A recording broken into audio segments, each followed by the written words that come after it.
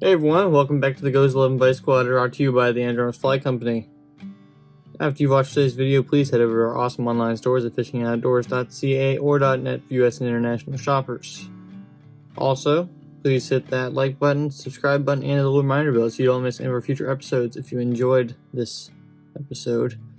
Today in the Vise, we're going to be tying a little bit of a Euro Leechy, just overall Euro streamer. It's going to be really simple, really easy, and pretty cost effective as well, the way we're tying it today. So stay tuned, hope you guys enjoy it. In the vise we have a size 10 jig hook and a 3.5mm tungsten bead slotted in matte black.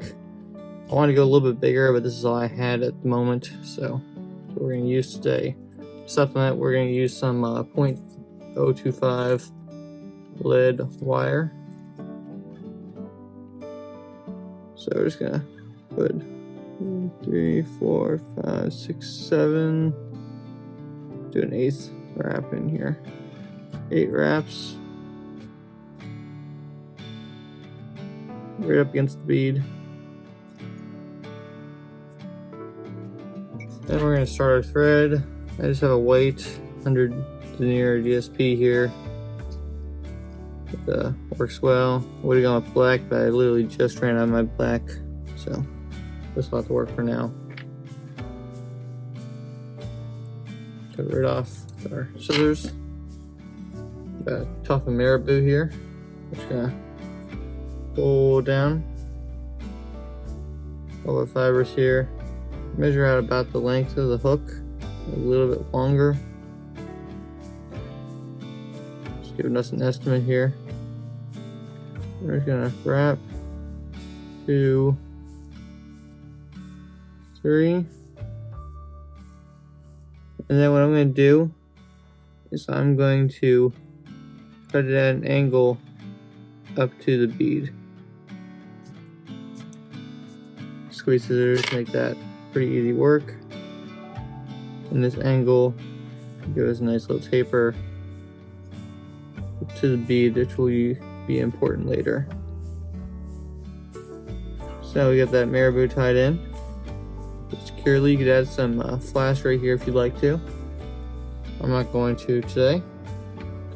Then we got this red copper wire right here. I think it's a size small. We're just going to tie it in along the side of the hook. Look at that. Remember to try to keep our taper going on here. Bring this all the way to the bend of the hook.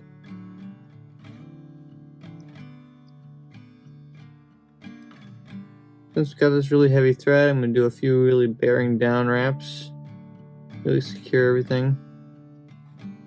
Never hurts.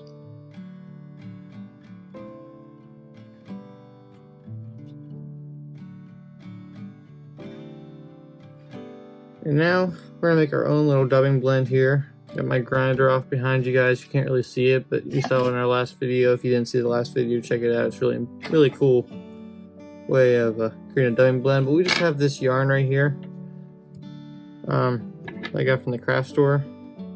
We're just going to cut it into small chunks. Let's do another 4 of those real quick.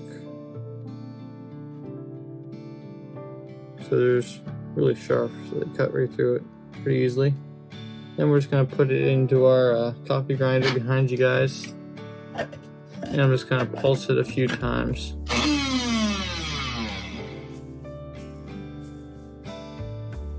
Alright, still could use a few more. We're just going to pick it apart a little bit first. And put it back in and give it a few more goes. See what we're looking at here. Looking much better, not quite, but almost there. Give it 1 or 2 more and it'll be done. There we go. Now we got this little dubbing blend here,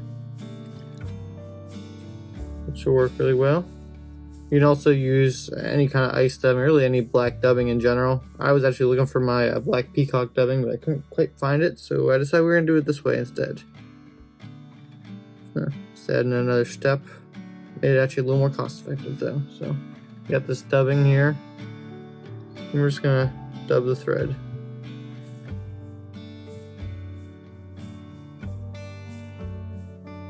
And we're just going to wrap it up the body. Remember our taper, once again. It's important to keep that taper. Really clean looking fly in the end.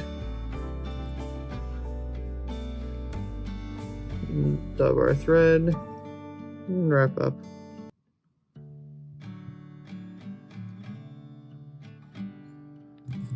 We do a little bit more right by the head, and then we'll be wrapping our wire.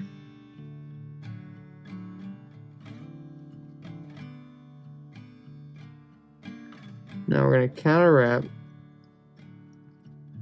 this wire, and although it adds a nice little accent color, its biggest purpose is to protect the body from being torn up after so many fish.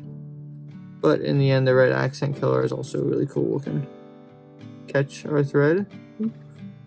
Got my vise a little more secured. There we go. And more. Helicopter our thread off. Or not our thread, but our wire off. And I'm going to add just a little bit more right at the head to hide my white thread. Once again, just dub our thread. And now we're going to half hitch off.